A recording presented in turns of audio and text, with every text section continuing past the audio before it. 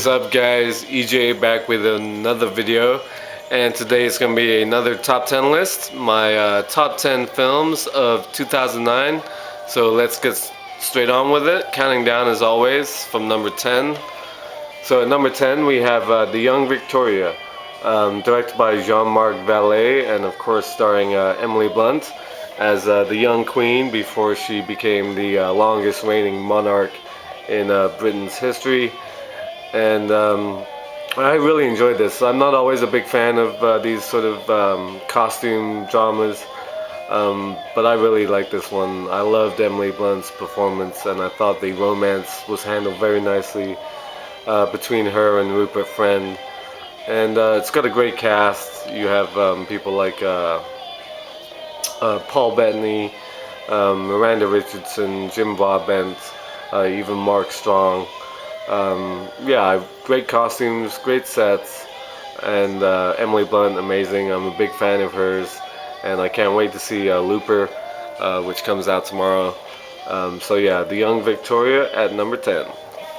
Okay, number 9, we have Funny People, written and directed by Judd Apatow, and this is actually my favorite Apatow film, even though I love The 40-Year-Old Virgin and Knocked Up. This one I thought was even better. Of course, starring Adam Sandler as a very successful comedian who gets diagnosed with cancer and tries to find a way to deal with it. I thought Seth Rogen was very funny as his sort of friend and a struggling comic himself. And of course, you have Leslie Mann, who always stars in all these Apatow films because she's his wife, and he always casts her in these movies. Of course, you got Jonah Hill and Eric Bana in an interesting role for him, and Jason Schwartzman. Very funny, great heart, like all of Apatow's movies. They're not just raunchy comedies with sort of great pop references and all that type of stuff, which he's known for, but they all have heart, his movies. They all have a sort of a message, but it's not heavy-handed. It always sort of comes through in the characters and the story in a very, very nice way.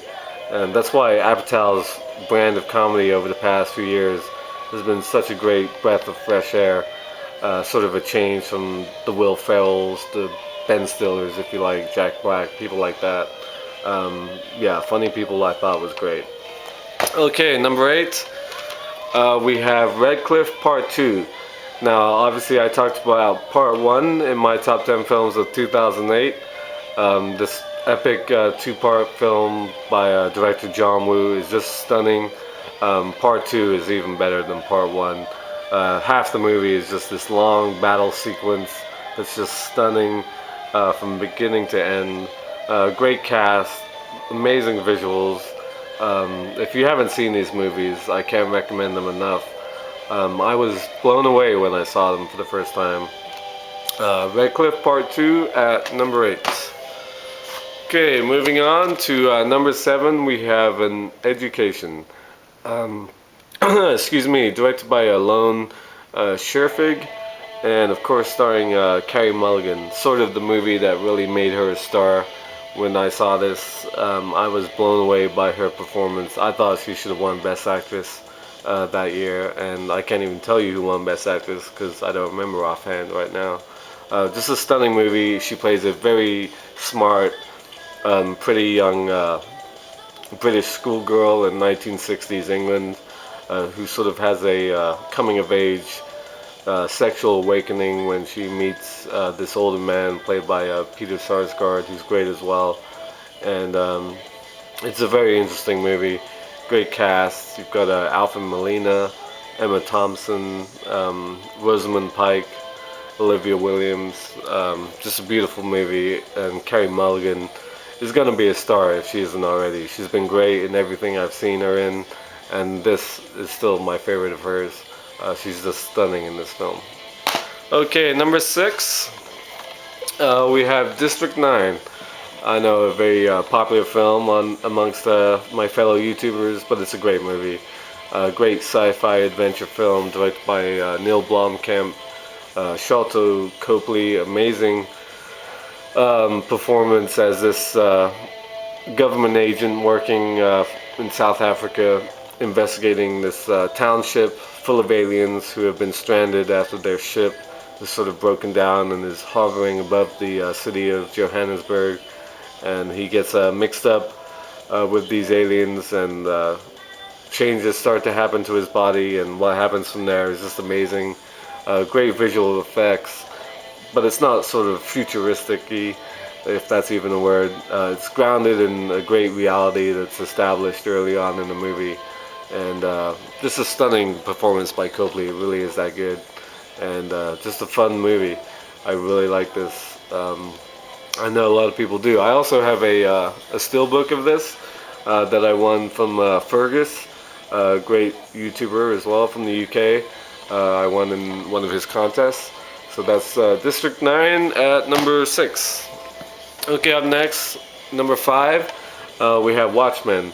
I don't really need to go into much about Watchmen, but of course, directed by Zack Snyder. Great film about a bunch of superheroes in the sort of post-World War II era. Great cast. You've got Malin Ackerman, Matthew Good. Oh God, what's his name? The guy who plays Mr. Manhattan. It'll come to me. Jackie Earle Haley is amazing as Rorschach. God, I'm forgetting the cast of this movie for some reason. Carla Gugino as well, and shit. Anyway, it's a great film, great soundtrack. Probably my second or third favorite superhero film behind The Dark Knight. I might put The Avengers ahead of this, but at the time this was my second favorite after The Dark Knight. I just thought it was great. I loved the ending as well. I know a lot of people weren't that keen on the ending, but Watchmen is just stunning, and the director's cut is the one to get. Okay, number 4, we have Up in the Air, directed by Jason Reitman, who of course did Juno, which I talked about in my list for, was it 2007? Great film, very funny, but dramatic as well. Comedy starring George Clooney, Anna Kendrick, and Vera Farmiga. Clooney plays this guy who goes around, gets hired by businesses to fire people so they don't have to do it and deal with it. And he sort of lives on airplanes, out of hotels, and he brings along this newbie played by Anna Kendrick, who's amazing in this movie. She's very funny, and George Clooney is great, and Farmiga as well. Just very funny, and just amazing cast. It's just a great actress piece, I thought. One of the best acted movies of that year. Up in the Air at number 4. Okay, number 3, we have Inglorious Bastards. Of course, directed by Quentin Tarantino, one of his best films, up there with Pulp Fiction, Reservoir Dogs, Kill Bill. All his movies are great, to be honest. But Inglorious Bastards, just as good as all those classics.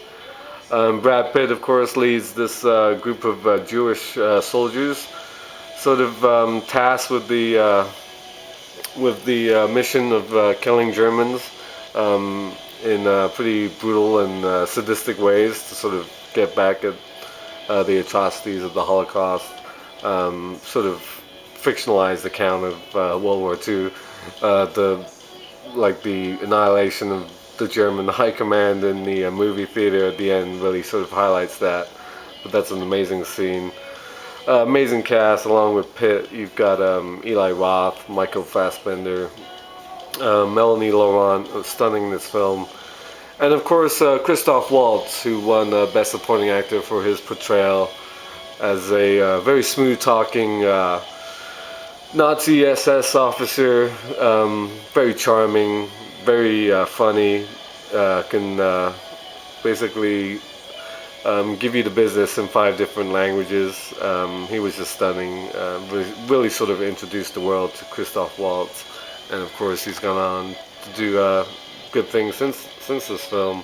Like it says at the end, this may be Tarantino's masterpiece. We shall see. I'm not sure if it's his best, but it's right up there. Okay, number 2. Moving on, we have Invictus, maybe a surprising choice for some of you that I picked this film, but I absolutely love this movie. Directed, of course, by Clint Eastwood, one of the best directors working today. All his films sort of have the same sort of style. But this film, of course, starring Morgan Freeman as Nelson Mandela and Matt Damon as the captain of the South African rugby team. Oh damn, I forgot the Springboks. That's it. The mascot name of the South African rugby team. Anyway, yeah, it sort of deals with South Africa post apartheid after Mandela's freed from captivity. He becomes president and unites the country amid social and civil unrest at the 1993 Rugby World Cup. And of course, it's very uplifting, very emotional, but great performance by Freeman and Matt Damon as well. They get the accents perfect in this film. The rugby scenes aren't great, in my opinion, as someone who reluctantly played rugby when he was a kid. But still, the last scenes, the rugby match stuff is great as well if you like rugby. This sort of a must-have in my opinion. Invictus at number 2. Okay, number 1. No surprises here, and that is Avatar. Of course, James Cameron's I don't know, second or third, fourth masterpiece, if you like to call it that. Unseated Titanic is the highest-grossing film of all time, and I absolutely adored it. I've always been a fan of films that dare to be different, push the envelope when it comes to movie making and storytelling. Just the whole idea of Avatar blew me away. I saw it opening weekend in a packed IMAX theater, and the 3D blew me away. And this was a big reason why I loved Avatar. It sort of did what I wanted with 3D, which a lot of films haven't done since or before that, and that's put you in the world, not just like throw shit at you at the screen like a lot of horror 3D movies do. When somebody gets killed, there's always something sticking out at you. It wasn't like that. This immersed you in the world of Pandora in such a way that made you really feel part of it. I thought the colors of this film are stunning. And of course, you've got a great cast: Sam Worthington, Sigourney Weaver, Zoe Saldana, Stephen Lang, amazing in this movie, Michelle Rodriguez. Now, I know a lot of people sort of didn't love the story. I heard a lot of complaints that it was too much like Dances with Wolves. That's what I heard all the time when it came to Avatar. And all I say to them is, well, Dances with Wolves is a great story. It's a great film. One of the best movies of the 90s. I love Dances with Wolves, so I had no problem with this sort of story of Avatar being very similar to that film. Avatar, number 1, my top 10 films of 2009. So that is actually completing my lists of all the top 10s for the years in the 2000s. I'm not going to do top 10s next week, but I do have lots of top 10s to get through, all from the 90s. Excuse me, I got like a cough today. And the 80s, I still got to do all those top 10s as well. But I want to thank everybody who's been watching these videos and commenting on them. You guys seem to enjoy these top 10 lists, and I really like making them. I've got tons of top 10 lists.